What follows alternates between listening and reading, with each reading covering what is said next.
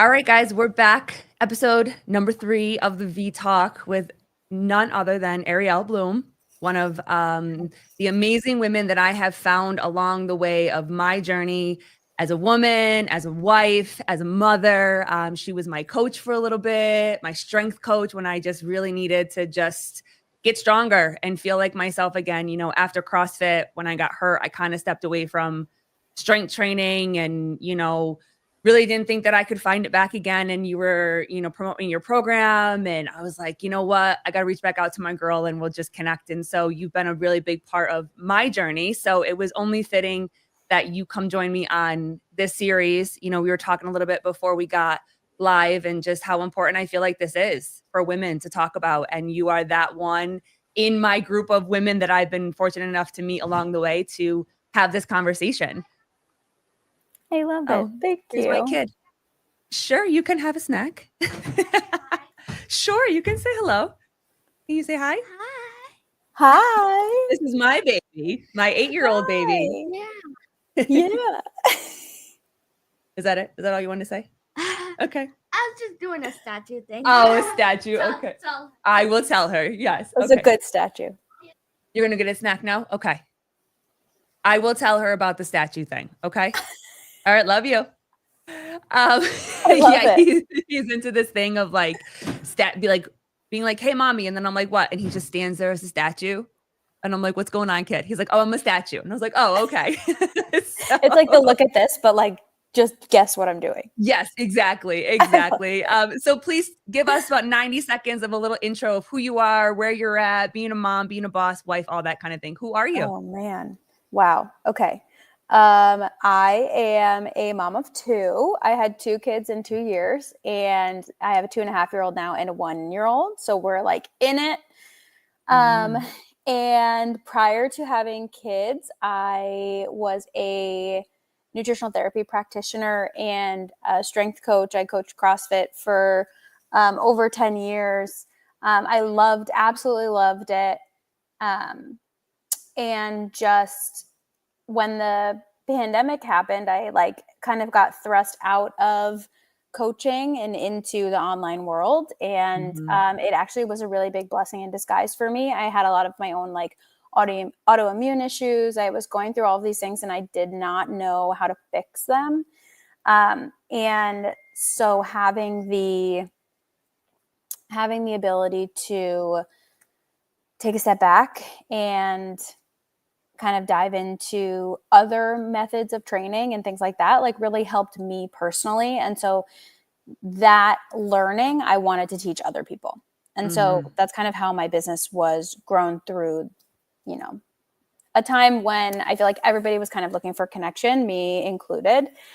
So yeah, I built a business from scratch during the pandemic. I then went on to work for a telehealth company for a little bit. Then I had a baby, and then I had another baby, and we moved on to a ranch, and now I have like all of these different facets. I have like 17,000 ways that I could answer, like who I am. But I think at the core, I would say I am a woman who takes a lot of pride in her family and her health. And I want other women specifically, I think mostly moms, to be able to do the same for themselves. And so that's kind of like the journey I've been trying to share has just been that of like, I feel better now than I did when I was just talking about this with some mom friends. Like I feel better now at 32 than I did when I was 23. I'm more confident in myself. I'm more like rooted in my beliefs and things that,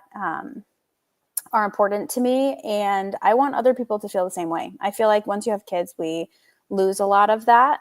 We lose a lot of the like sense of self. But it's a really beautiful time because we get to create a new person. And I think that's where I'm at right now. I love that. Hold on one second. Yes, sir. Yes. Okay, so put your shoes on and go downstairs. Okay, love you. This is the most he has been wanting to be on this podcast with me, so I guess I'll take it. You know what? It's so funny too, because it's like the quintessential like mom conversation, right? It Like, is a mom. Yeah. it's a mom moment. All day, every day, nonstop. Good morning, Meg. What's up, girl? Thanks for being here. Always supporting. Good morning. She's an amazing friend that I've met through this podcast. So I very love grateful that. that she's here. I love that you shared that you feel the most authentic, the most grounded, the most you at 32 than you did back when you were 20 in your 20s. And I think that Yeah. that is such an amazing message. And I can absolutely attest and believe and agree with you on that. I am nowhere near the woman I was when I was in my 20s. Same.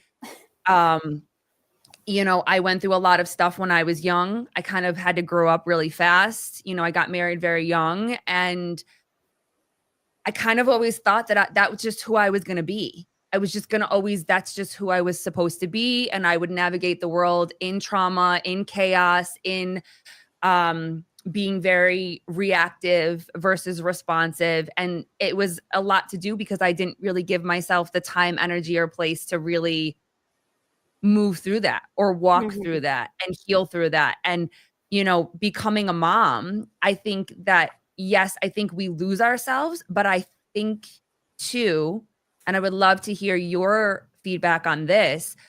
I also think that even though we lose ourselves, we are more interested and more invested in finding ourselves and like who we actually really are. Yeah. I think that I was thinking about this the other day. This is such a like coincidence, which I really don't believe in coincidences. So I say that with like the lightest meaning of coincidence. But I was literally thinking the other day about how like before you have kids, you do all of these things to like try and find out who you are. And it doesn't matter because once you have kids, it changes anyway, right? Like everything about what's important to you, everything about, I think like what, not necessarily what you believe, because I think that a lot of those things you do develop beforehand. There's a fly and it's driving me crazy. Squirrel. Everything about like what you value or you put on like the priority list changes once you have kids because you are no longer the focus of your life. And I think that like parents, everyone, like both parents experience that in a way. And it's just like, it's different for mom specifically because we carried this baby and then we birthed this baby and then we are like the primary caretaker of this baby. And so for us, we are the food source. We are literally everything for this baby, right? And so you become, it's no longer about you. It's no longer just about you. And I think that we lose a lot of ourselves in that because we think that like it's no longer about you means that like you don't take care of you anymore and you're not important. Yeah. But actually you are the source of everything for your child. So that means that like you need to be prioritizing yourself because how are you doing that how are you not taking care of yourself, but your body is supposed to take care of someone else now? Yeah. And I think that that has to do a lot with society and the movement away from mothers being home and mothers wanting to be home and spending time with their children. And, again, you can't have this conversation without people like coming at you and being like, women can do it all. Okay. But some women want to go back to just the traditions of being home and nurturing your baby. And that's also okay too, Yeah. And I would just push back on like anyone who's like, well, women can do it all. Why do we have to do all of it?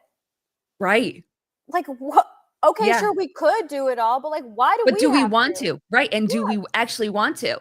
Yeah. And I had to change my perspective in a lot of ways because, you grow up seeing other women and other relationships and other, movements and actions and beliefs and stuff like that. So you just assume that that's just the way that it was. You know what I mean? I grew up with a single mom.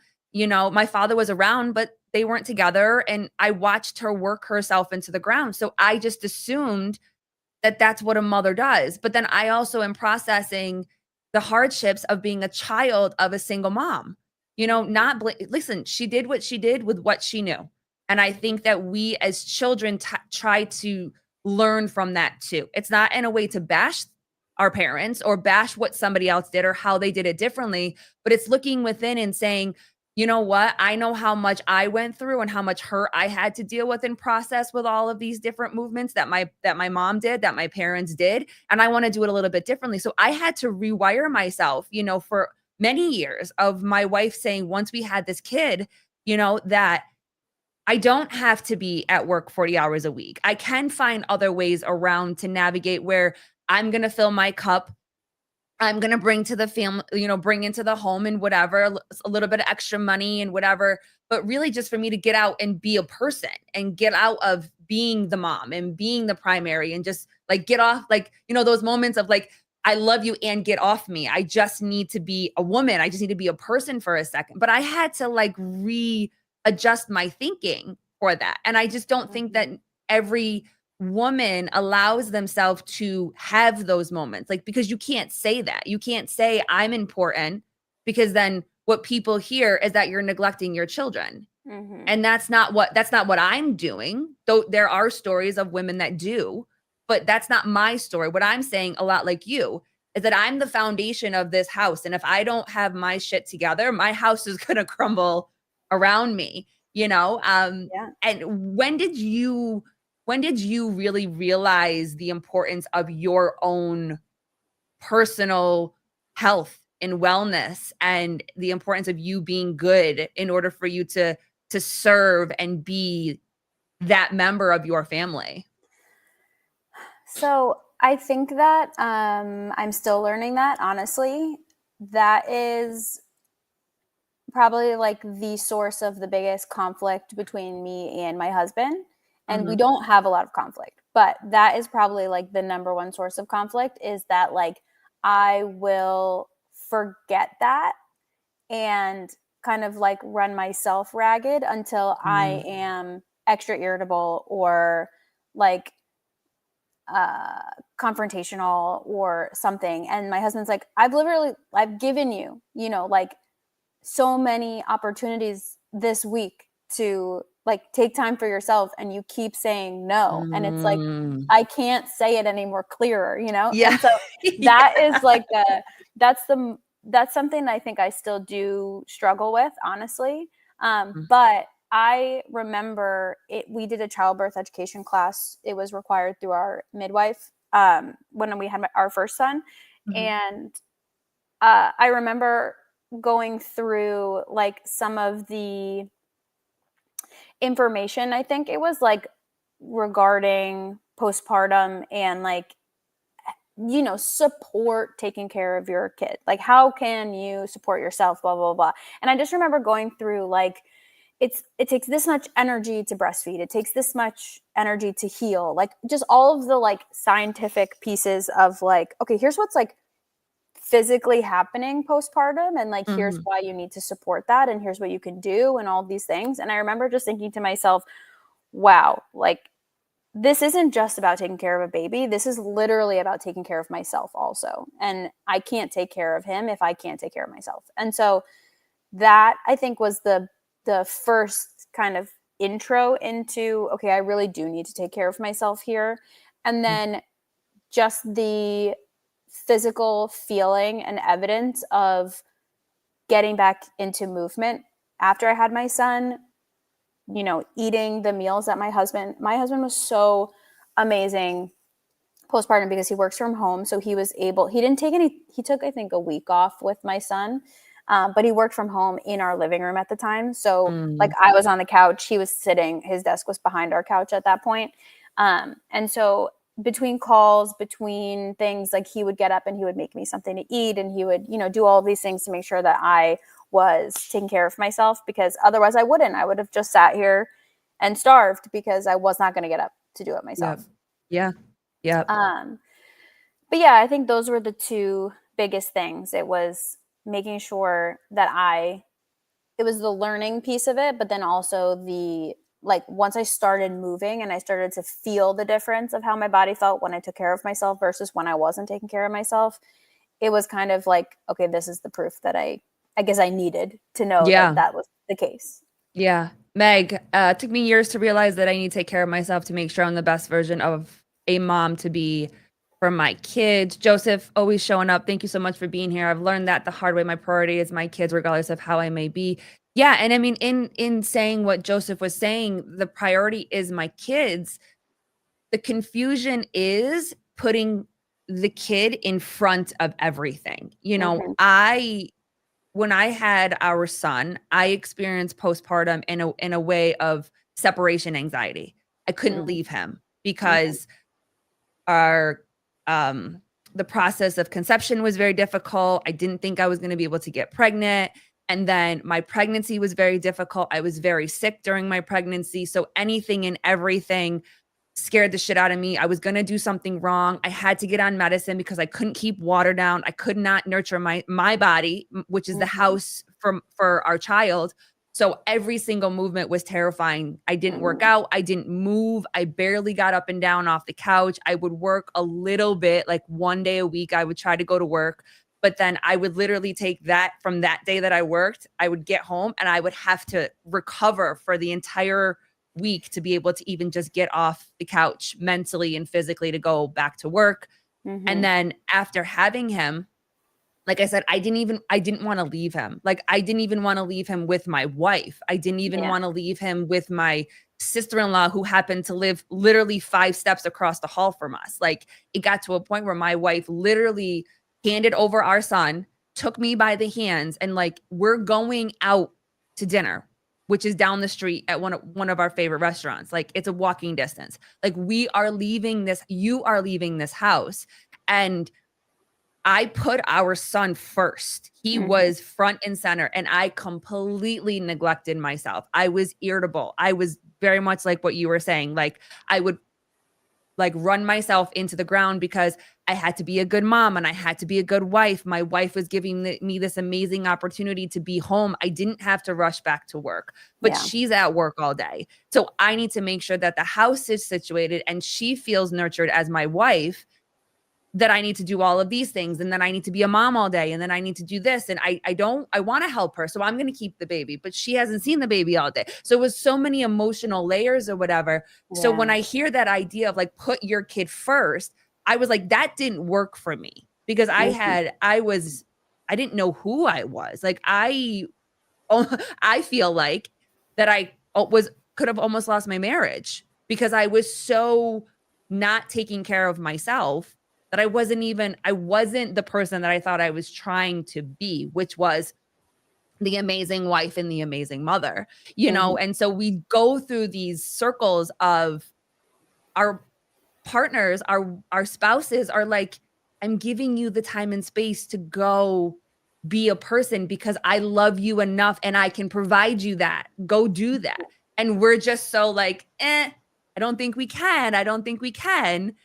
So it is that dance. How have you and your husband been able to kind of navigate? It's a process and it's a continued process. 100%. But what do you say was probably the number one thing that's helped you guys navigate through that like push and pull, almost like I got you, go get time. I got you, go get time. I have to give Gabe like all of the credit because he is so, I tell him this all the time, like he is so intentional about making sure that he has time for himself, that I have time for myself, and that we have time together without our kids. Mm, He is like the I don't do it. Like I don't. I am starting to get better at doing it. I'm starting to get better at mm, like asking for my own time. I have always encouraged him to take time because I know the benefit that that has for him, yeah. to be able to show up for us. But he is so intentional about like asking his parents to watch our kids so that we can go on a Mm. date. Telling me to ask my parents because my parents live next door. Oh, Um, okay. so like he's very good at doing that because otherwise I will just take our kids everywhere because to me Everywhere. I Yeah. enjoy them. Like I enjoy their company. I enjoy doing things with them. I think it's very fun. to travel with them, even though sometimes it is a little crazy and hectic. Yeah. But I also recognize that Gabe and I can't have a conversation if our kids are around. Oh, My right. son is in this stage right now where he's actively like pulling my face and being like, "Mommy, talk to me." And I'm like, "No, I'm talking to dad." And he'll be like, Yeah. "No, don't talk to dad. Talk to me." Yeah. Yeah. And I'm like, dude. So Yeah. like I always have to, like, I think I say thank you to him at least once a day for something that he like encourages me to do for myself, or for setting up the time. He is really, really good at every other week. His mom does not work on the weekends. And so he has like standing, calendar invite for us to go on a date day. Mm-hmm. And it's just something that like I would not do because I am also not a planner. I, don't think that far in advance for anything. And so for him to be the one to really step up and make sure that everyone gets their alone time, including us as a couple, that has been really, really helpful, because it is true. I saw Jeffrey in the comments. He said you can become resentful. And that's so true. Like if you are not making sure that you're still doing things for yourself, you can become resentful of your spouse, who inevitably, like if you're not the primary person for your kids, like your spouse is going to have more time than you. It just is like, that's how it is. And that's not necessarily a bad thing, because they have other things that they're responsible for. Like my husband will never know what it's like to be the primary caregiver for our children, but like I will never know what it's like to be the primary provider for our family. And so I don't want that stress. Like I don't want to know what that feels like. And I don't think that my husband wants to know What's to feel the other end, and like that's fine with me. Like we have our strengths and we, play to them. But yeah, I think that that's the biggest thing, is just like he has been really proactive in doing that. But I think that came from seeing how much I was not going to prioritize myself otherwise. Yeah. And we forget. We forget, because I'm like you too. There were times that I would just take my son with me everywhere. I'm like, we got to get out of this house. I'm going to take him out. I do like spending time with him outside. And, there were times that I would talk to my wife and I'd be like, go spend time with him more. Or like, I don't want to take him away from you. And she was like, but you are. And I was like, wait, what? I'm like, I'm trying to help. Like me, I'm like, I'm trying to help you because you've been busy all day and you've been, tired. And she's like, I'll tell you if I am. I will tell you if I can't. You know what I mean? Like our jobs, me being a personal trainer and working at the gym that I work at, and then her with the deli, like we have the flexibility, but sometimes we just don't. Like there are some clients that I have that don't want my kid running around, and they have that right. They're paying me for that one-on-one attention, and the gym is loud enough and they don't want that disruption. That's fine. I can't take him with me to the gym today. Okay, that's fine. The deli, now it's summertime, it's super busy. So there's certain times in the day that he can't go down there with her because she's like, I need to focus on what we're doing. So we do have that flexibility. But so many times when I think that I'm trying to do something to help her, I'm actually almost getting in the way of that relationship that she is building with him. And I don't know how we like retrain that, but we're working on it and we're constantly talking about it, because that's what we want. We want that success in ourselves. We want that success as a marriage. And we also want to each have a successful relationship with our child. But that for us, it's just constant communication. We are constantly communicating like where we're at, how we're doing, what we need. And those times of like, my time with him, and I don't know if you experience this too, but like my time with our son looks differently than the time that she spends with him. Do you ever feel sometimes like, not that you want Gabe to spend time differently than you, but like, are there any moments where you're like, I do all these things with our kids and maybe he has those special moments that look a little bit differently, that almost feel like, are you spending time with them? Are you not, questioning kind of thing? Does that make sense? I think so. I think that I noticed it a lot with like the transition from 1 to 2, because I was with my son a lot when he was a baby. And then with my daughter, when my daughter was born, Shay was still, he was like 15 months old. So he was still, you know, young. Like he was the age that my daughter is now. And so they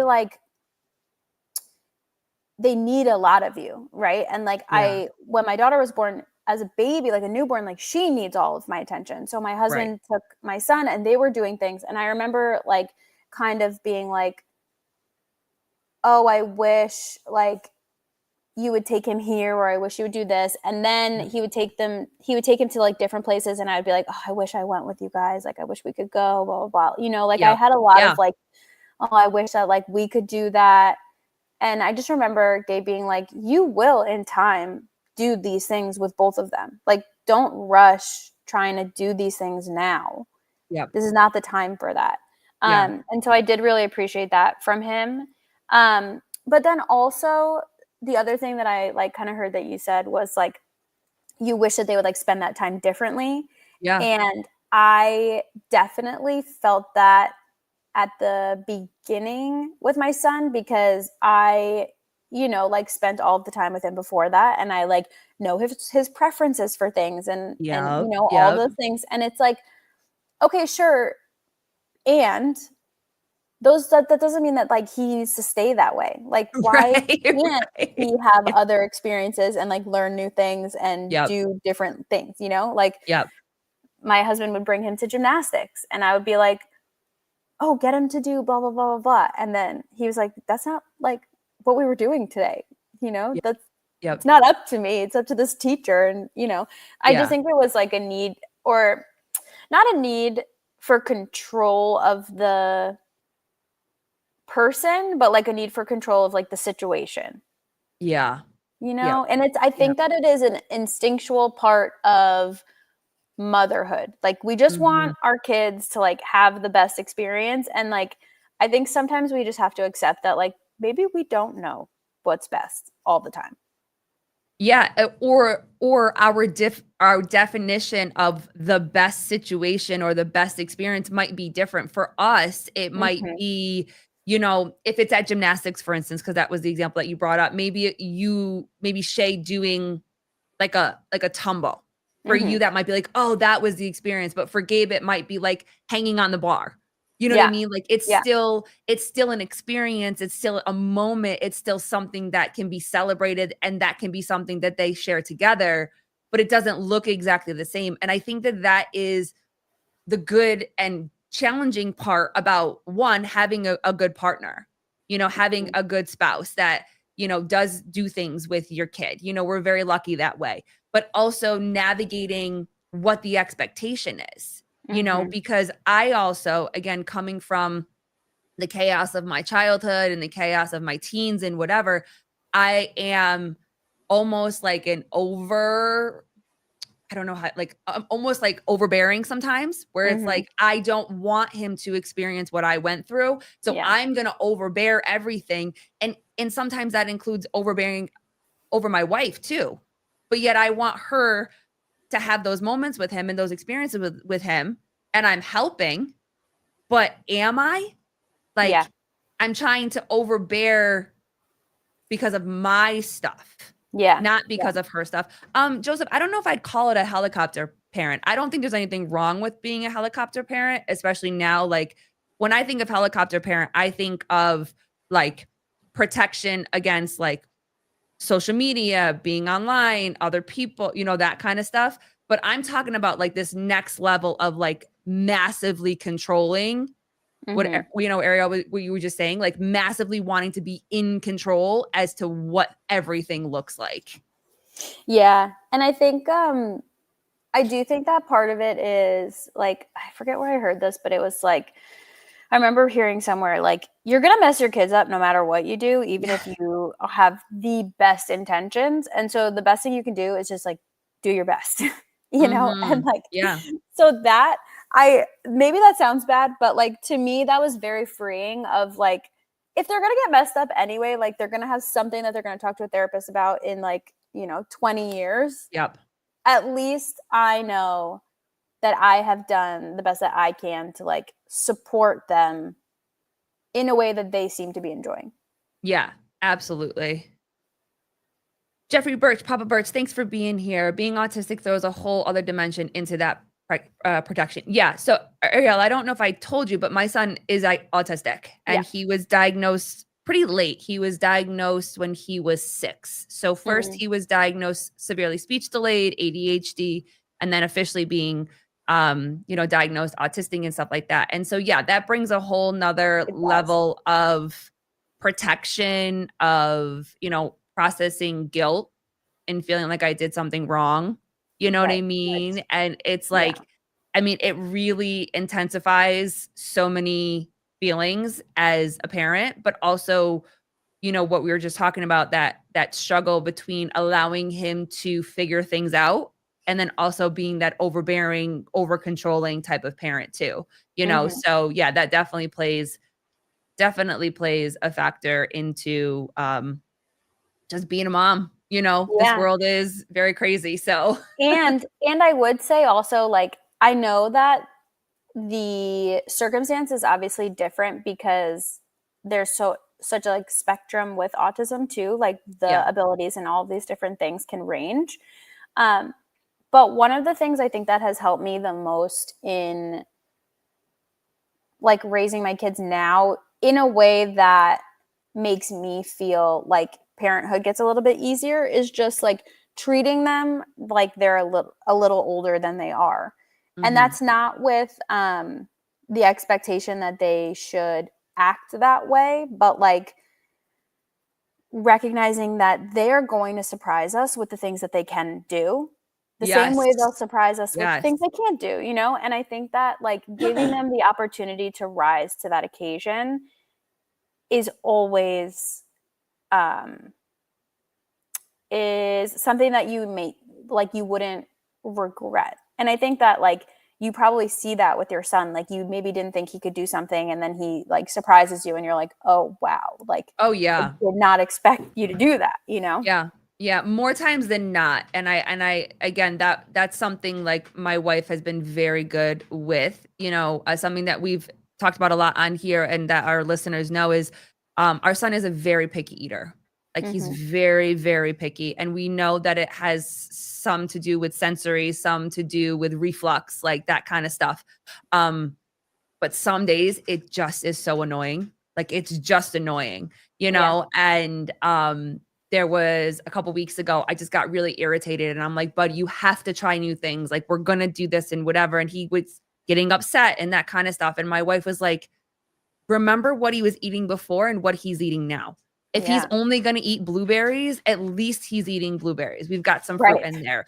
We've gotten melon. Sometimes he's interested in strawberries and bananas and the protein that we can get. He loves yogurt and he loves cheese and he loves cottage cheese. So is it turkey? Is it chicken? No. But like think of where he was eating before and what he is willing to eat now. And if we can push that stuff, at least he's getting those nutrients the best that we can. He's a water drinker. He's not a soda drinker. He's not a juice drinker. He loves water. He loves milk now. Milk is the new addition into his thing. He'll drink milk all day if he could. You know what I mean? But like those things are things to be celebrated.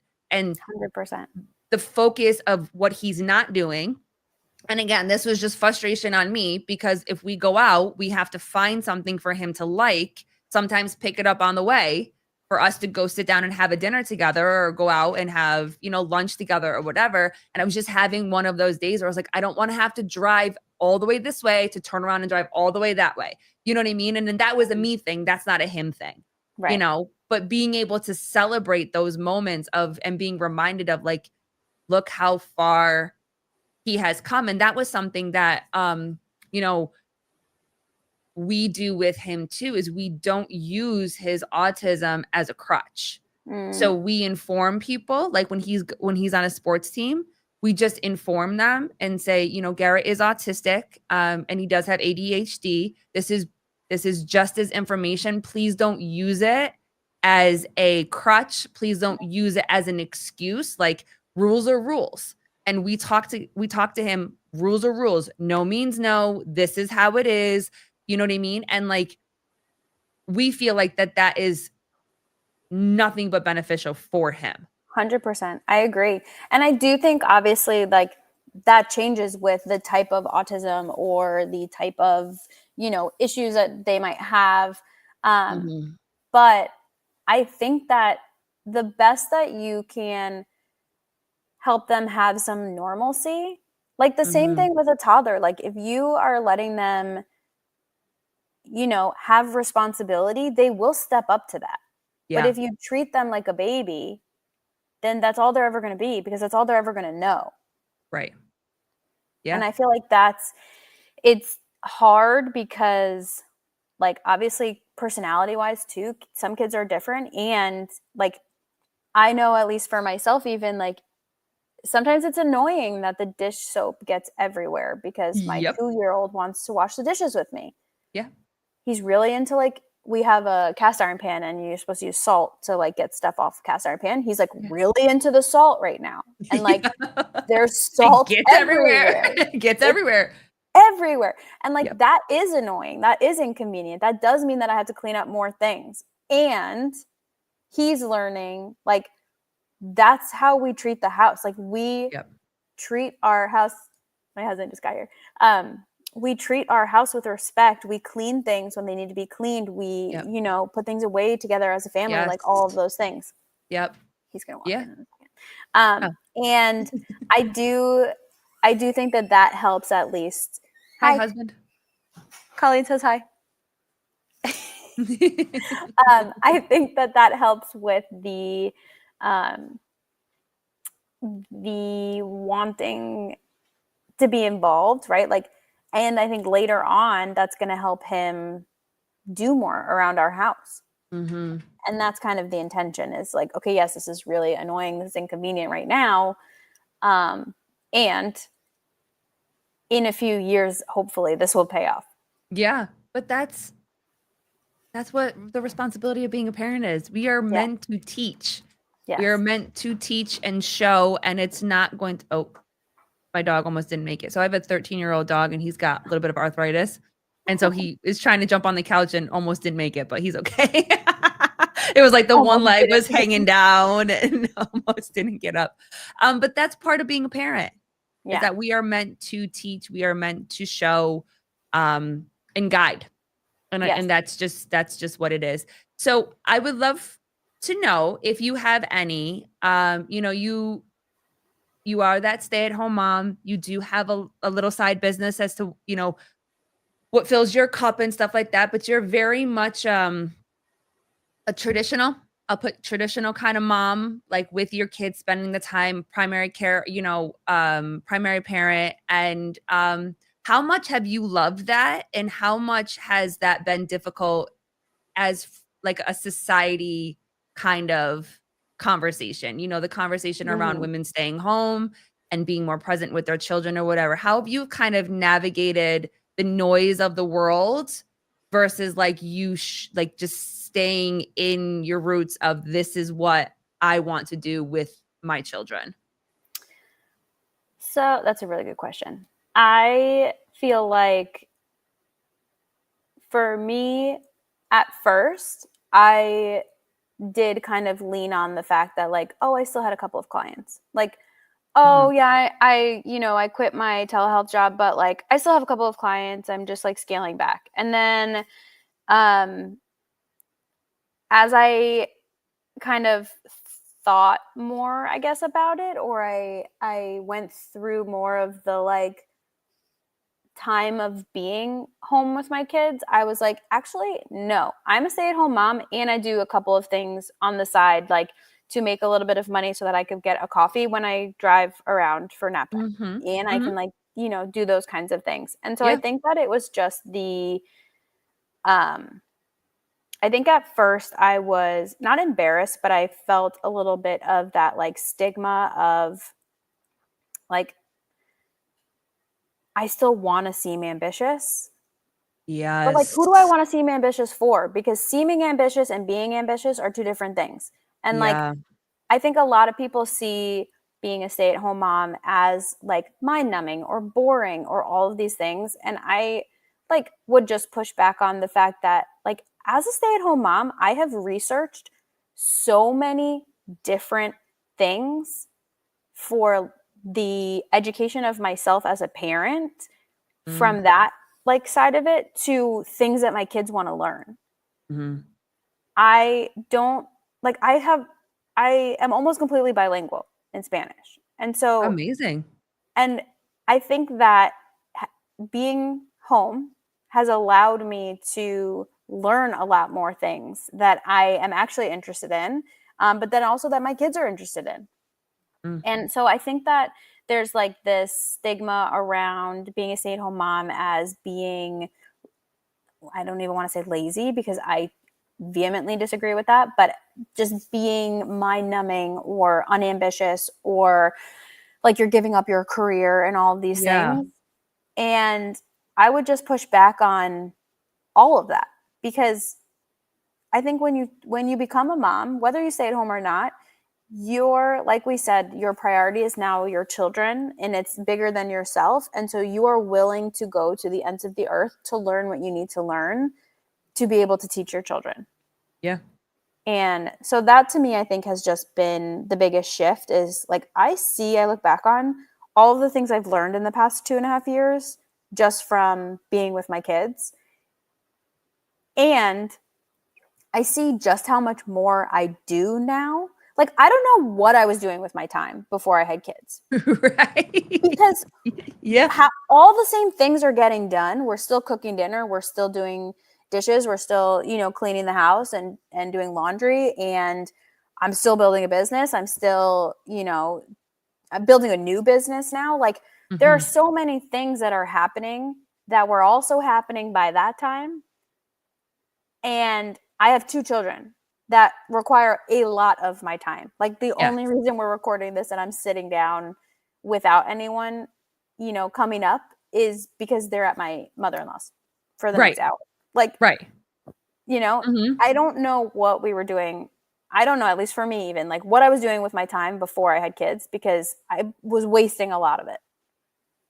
Yeah, because you look back now, I'm the same way. I'm like, "Oh, what did I fill my time with?" Like, we would work, we would come home, we would make dinner, or we'd go out to dinner, we'd, you know, go to sleep, wake up, do it the next day, and now I'm like, I've done this and this and this and dogs and kid and job and wife and house, and I'm like, "Oh, I can accomplish a lot more in Mhm. in 24 hours than I thought I could ever." Yeah.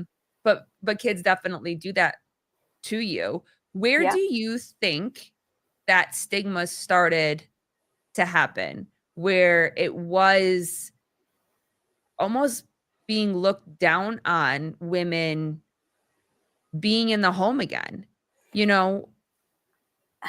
So I think that, okay, I am very close with my mom.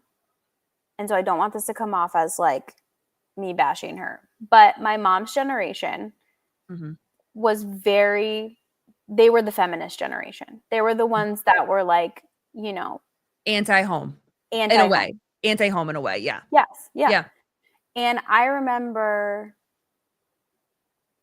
distinctly during the election, like, I remember my parents saying something along the lines of, well, he just wants all the women to stay home. And I was like, what's wrong with staying home? Like, Mhm. if that's the choice, I think that my point to say is I think that women for so long felt like we had to be equal to men. Mm. And first of all, we're not, right? Like we are not the same. I think Mhm. that men have very important strengths and I think women have very important strengths. And we are not the same. We cannot be, treated the same. And so this just brings me back to like, why do we have to do everything? Yeah. Why do women have to do it all? Mhm. Like men don't have to do it all. They don't have Yeah. to like have the baby and like take care of the baby, raise the baby and go to work. Mhm. Why are we the ones that have to do everything? Yeah, and don't you see more times than not, women are still searching for permission to be home. Yes. Like a lot of times when you see stuff in the, the press and stories and people share their experience or whatever, 90% of what you hear is that women that choose career, women, and again, this is no bashing. Like I believe that the feminist movement was there to give us the choice to do as we want to. And I am Yeah. very grateful for that as a woman, to be able to make the decision to get married to who I want to get married to. If that didn't happen, I would not be married to my wife, Right. celebrating 13 years and whatever. Being able to have a child, being able to have a home, being able to own property, go to work if you want, make your own money. I'm not taking any of that away. But 90% of what you hear from women when they do tell their story is, I wish I stayed home with my children more. I wish I had more time, or I wish that I had permission to be home more and to have a nurturing, loving relationship where you do have a partner that goes out and works and does all that kind of stuff. But when they come home, what do? The house is clean, the food is made. But so many times that's taken as selling out or being a pushover or just settling it. And again, like, what's wrong with being happy? What's wrong with settling, if that's what you want to call it? Like, what is wrong with that? I think that a lot of people are really honestly afraid of what other people will think of them. And I do honestly think that another piece of this might just stem from women feeling like we constantly need to, I'm trying to think of the best way to like say this, but women feeling like we constantly need to prove that we're not being taken advantage of. And I don't know why, if you are in a safe and healthy and loving relationship, you would need to prove that to anybody. Yeah. Yeah. And I Well, think it's that's hard when, it's hard when you have friends that are constantly telling you, like, don't put all of your trust or your finances into a relationship, whether it's with a man or a woman. Like, don't believe that they're actually going to care for you, because they're not. And that comes from somebody else's experience. You know what I'm saying? Yeah. And not every relationship is great. So I get that. I get that it's a trust thing. It's a complete trust thing to be able to take that step back and choose to be with somebody and choose to be at home with somebody, but it's also very difficult because so many people don't believe that they have the permission or support to do that. And I agree with you. I think it's a lot more of what other people say and what society says versus what people actually want. Yeah, and I think that for a really long time we have like denounced even just like faith. And I'm not a very religious person by any means. I'm not even really like a very spiritual person, but I do think that it's worth, believing in something bigger than yourself. And I think that when we believe that we are, the masters of our own destiny and like we are in charge of everything in our lives, like it's really heavy to carry. And I think that a lot of times it leads us to make decisions that are not aligned with what we actually want in our lives, where when you can believe in something bigger than yourself and you can, put your faith somewhere else, a little bit of security in knowing like things will work out if you if you're working in alignment with like what you want out of your life, if that makes sense.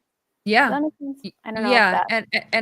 And I think that we tell ourselves that we're supposed to do something or we're supposed to be something because somebody else told us. It goes back. I mean, we can even talk from the perspective of, women's physiques.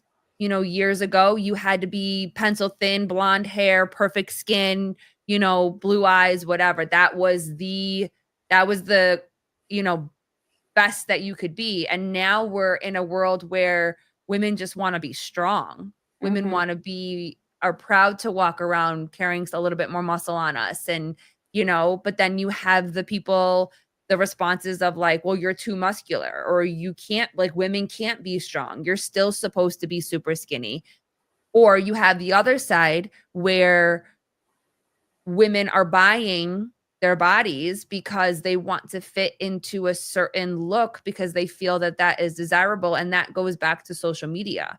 You know what I mean? Like, we're not allowed to just age naturally like we're supposed to, and do the best we can with nutrition and movement and fitness and, that kind of stuff. We have to change ourselves. So many people I see are getting Botox now. And again, Yeah. that's no shade if that's what you feel, but I don't. For me, I looked at my wife and I said, get ready. I'm going to get the wrinkles and the saggy boobs and just get ready, because that's just how it is. I can't imagine for me doing that. And it comes from all the stories that you hear of women dying because they wanted to go through mommy makeovers.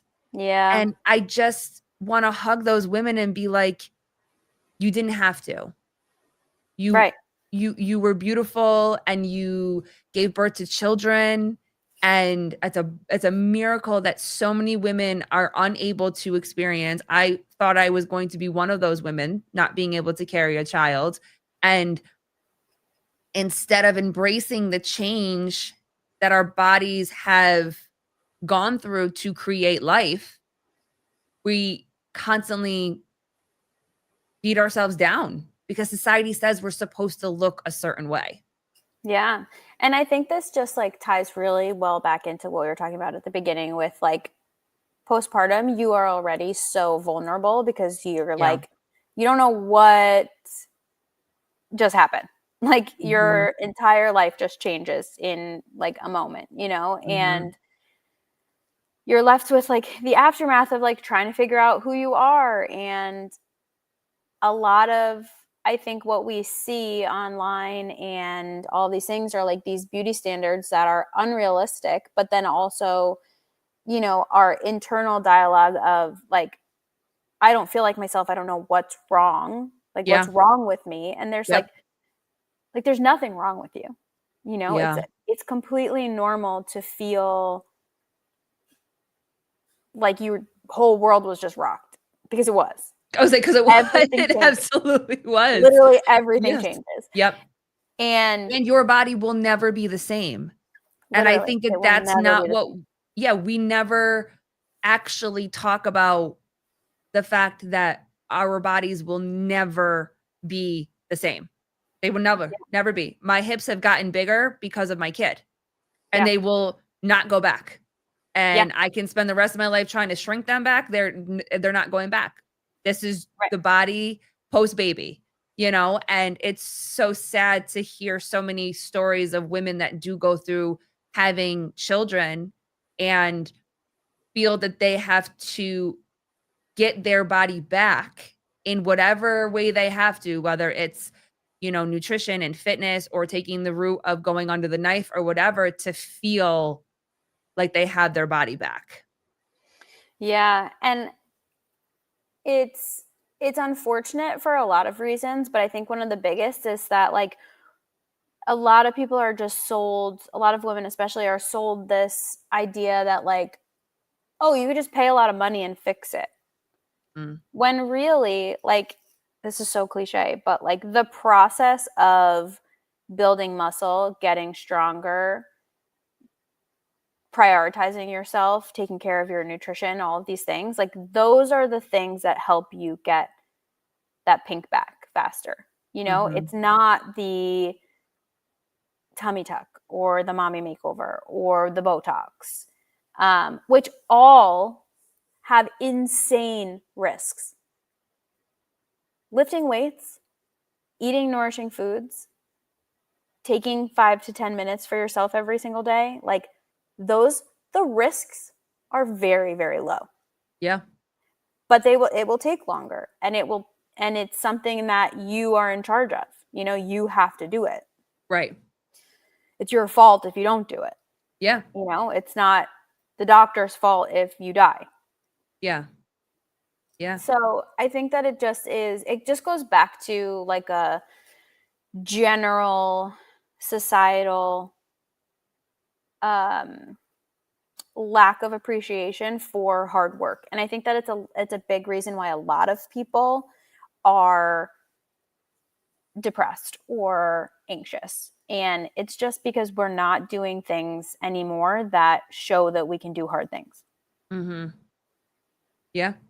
I watched something, I forget where I saw it, but it was something along the lines of differences of beliefs of being home versus being out in the workforce. And one of the things that somebody brought up was that women that stay home are more depressed than women that go to work.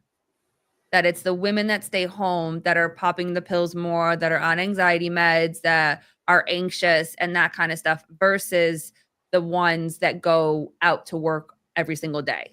Mm. And for you, in your opinion, do you, first of all, agree with that? And secondly, do you have any beliefs as to why one might be more like anxiety filled versus the other? I don't know that I necessarily believe that. I would like to see like where that statistic comes from, just Mhm. because like I think in general, women that choose to stay home,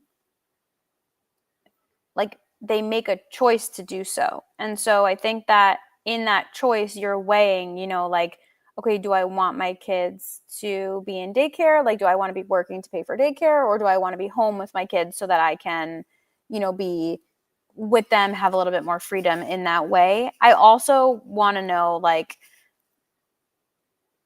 are they self-reported depressed, or are they like clinically depressed? Like what, I Mm. guess, like I just have a lot of questions about like where did that come from, and is that just Yeah. your belief, or like the person answering this, like is that just Yeah. your belief of what you think stay-at-home moms are Yeah. experiencing or whatnot? I also will say that like I fell into this a little bit at the beginning too, feeling like I had to stay home with my kids to like clean and do all these things. And like we have, for the past 2 years, almost every single day, minus like the 3 months after my daughter was born, Mhm. we've been out of our house every single day Yeah. that like I have my kids, because my kids go to my mother-in-law's for a couple of hours every week. Mhm. And so like we have been out doing things, interacting with other people for the past 2 years, Mm. almost every single day.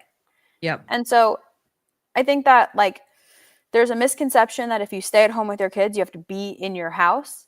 And Mm. like that cannot be further from the truth. So if you feel like you know, are getting anxious, are, a little depressed, and you're home with your kids, like take them somewhere.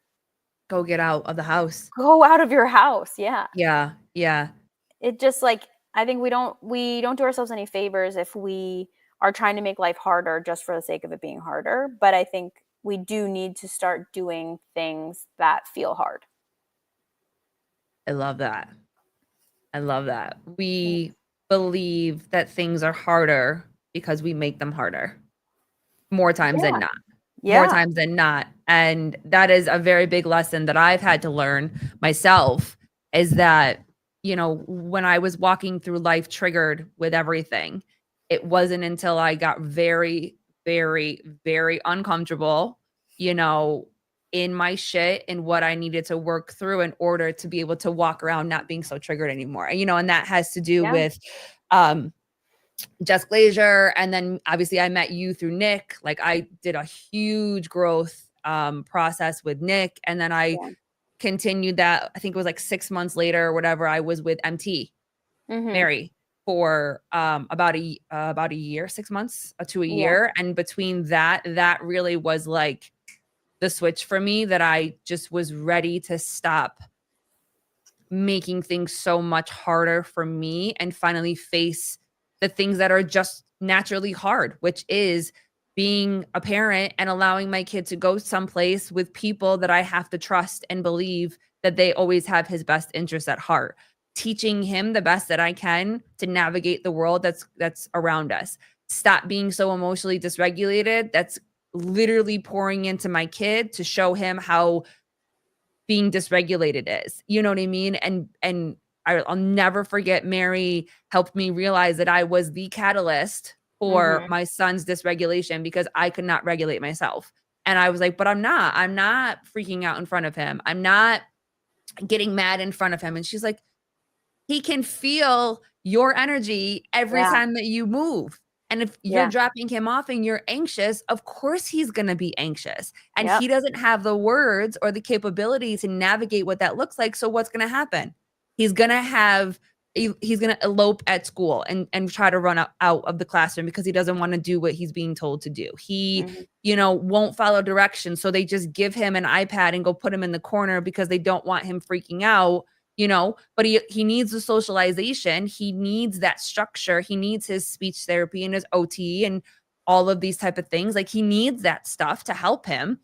But if I'm dysregulated, he's going to feel that dysregulation and then that's what's going to happen. So really doing my own work of doing the hard things, which is very uncomfortable, got me to the other side and proved that I can do hard things. But again, back to your point, like we make things 9 times out of 10, we make things harder on ourselves than the hard thing that's there. Yeah. And I think a lot of times we are so averse to like starting with facing our own trauma. Yeah. Which I get, like that's uncomfortable. But you could do smaller things first. Like you can build the confidence to be able to finally do that thing, right? Like you can get into the gym at least, once or twice a week to do something hard. You can, I don't know what else would be hard. You can take your kids out. Yeah. Even if it's for like 20 minutes. Yeah. Into a public place. Mm-hmm. You can find things. You can go for a walk with like a backpack or a ruck or whatever. Like you can do the things that seem hard for you to build the confidence to do the other things. Like it's just a momentum building thing. Once you do one thing that's hard, you prove to yourself you can do hard things, and then you do more hard things. There's a confidence that comes with action and comes with the proof that you can do the things. And I think we just get so stuck on, well, that is too big. That's way too much for me to handle. So I'm not going to do it. Yeah. When like that doesn't need to be the thing you start with. Yeah. Small steps goes a long way. Yeah. It's going to slowly get you up the staircase. Just one step at a time, one step at a time, one step at a time to, because again, at the end of the day, like I want to be a really good fucking person and I want to be a really good wife and I want to be a kick-ass mom. And in order to do that, I have to get my shit in check. I have to take care of myself. I need to do all of the hard work so that I can accomplish all those other things that I really, really want to accomplish in life, which is being an amazing wife and an amazing mom.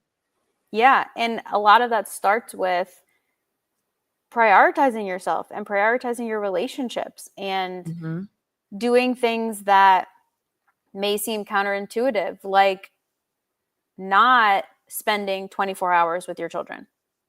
That's a big one. It's a big one. And like, truthfully, I would spend 24 hours with my kids if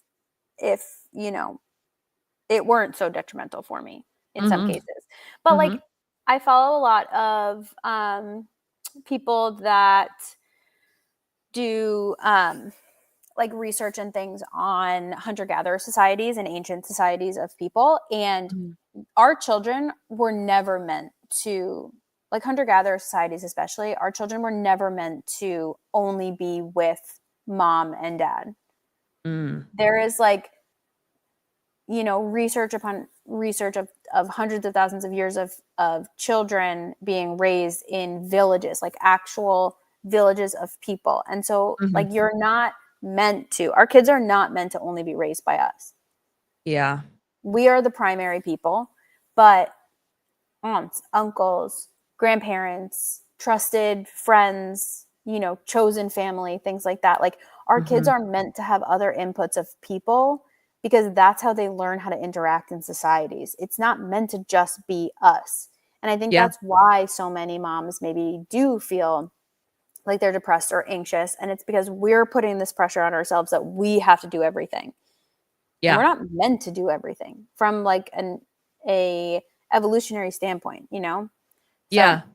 Yeah. that's just another thought. And it's that's been something that I have been like interested in, that idea of, because I remember growing up, I had a big family, but my family all lived near me. Like I lived in a Yeah. two-story house, family house, where my aunts lived upstairs. My aunt lived upstairs with her kid, my cousins, and then we lived downstairs, and then everybody else was pretty close to us, and we would do Christmases together, and there was always cousins around and Amazing. whatever. And we don't have that with our kid because it's Yeah. just us. You know what I mean? Like my wife's uncle lives here and his wife, and you know, but we don't really, it's not like a constant, like we're all together, busy, that kind of stuff. So a lot of times, and then obviously when we found out that our son was autistic and he had a speech delay, we would try to overcompensate for him by injecting ourselves in conversations, one, to protect, to make sure that whoever he's speaking to is not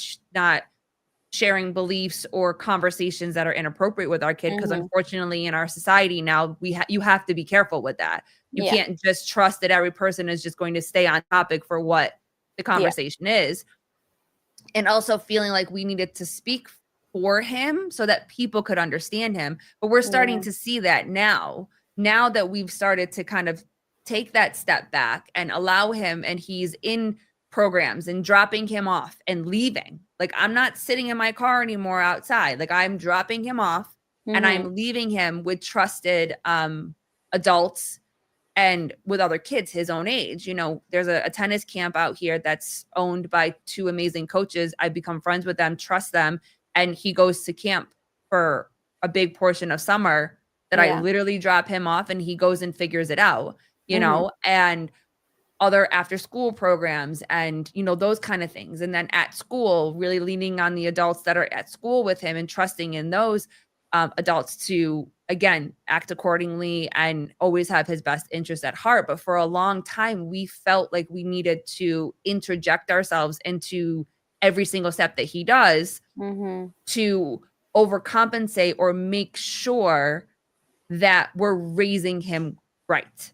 Yeah. But we're stunting him, because the hardest thing for our son is socializing, Mm. socializing with his peers, socializing appropriately, personal space. And I'm like, it's starting to make sense because we're kind of in his personal space all the time, and are Yeah. not really giving him It's that, normal for him. yeah, that permission to try to figure it out. And perfect example was yesterday. He came to the gym and there were a couple kids that were there and he wanted to go play with them, but doesn't know how to just be like, hey, do you want to come play?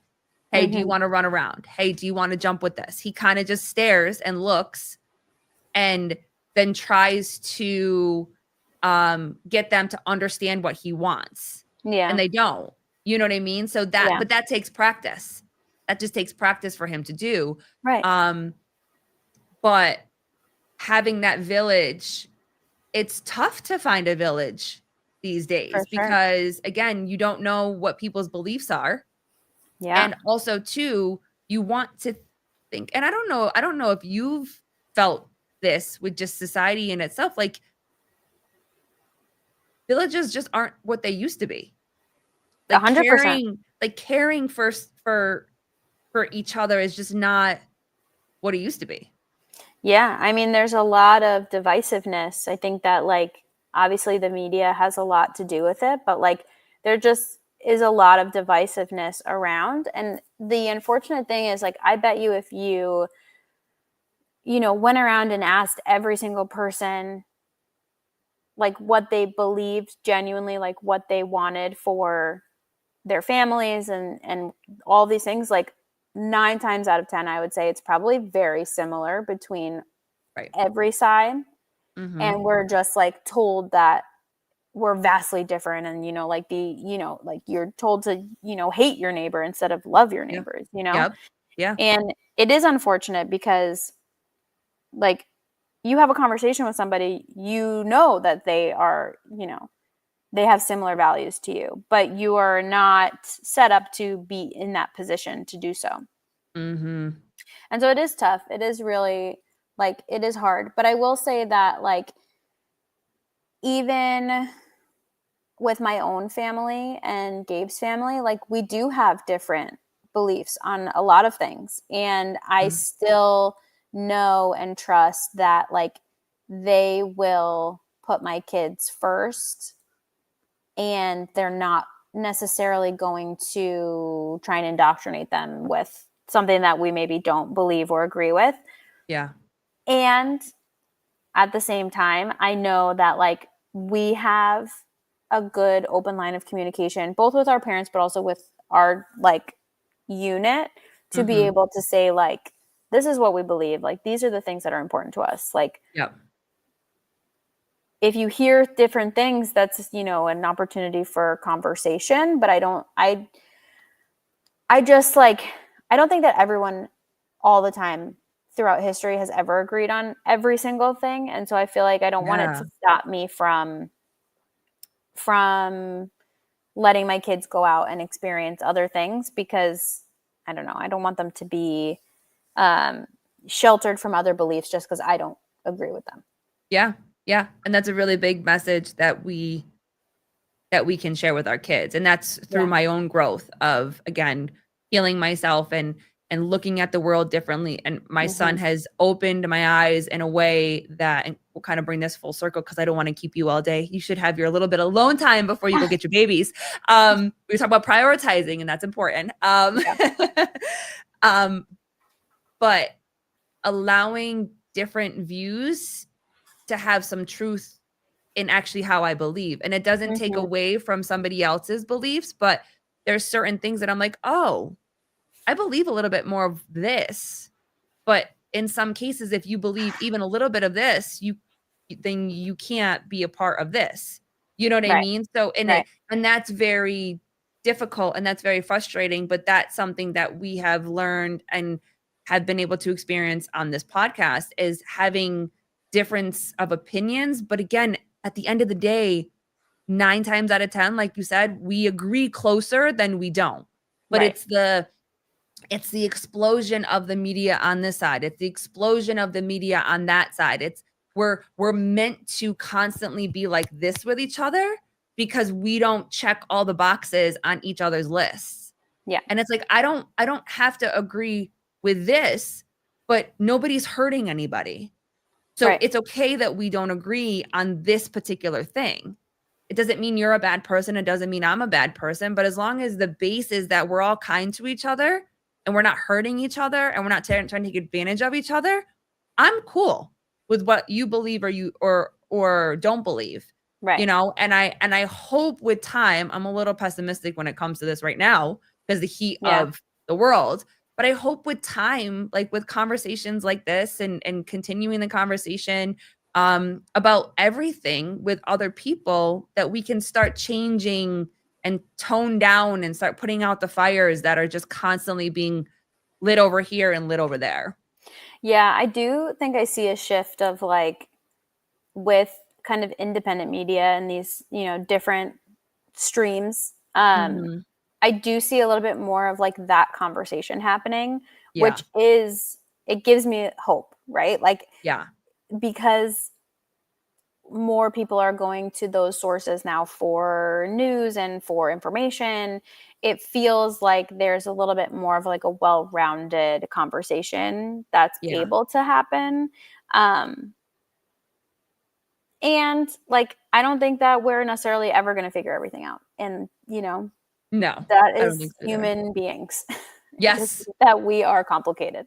We are very complicated in the best and possibly the worst way we could possibly be. So, well, this was an amazing conversation. I have to have you back because I really want to dive into your birthing stories. I'm really interested to hear about your birthing stories. Because because you had both of them at home, correct? I did. And I would just love to like start from the beginning. Like, did you always, but that we'll save that for another conversation because I think that could be an hour conversation on itself.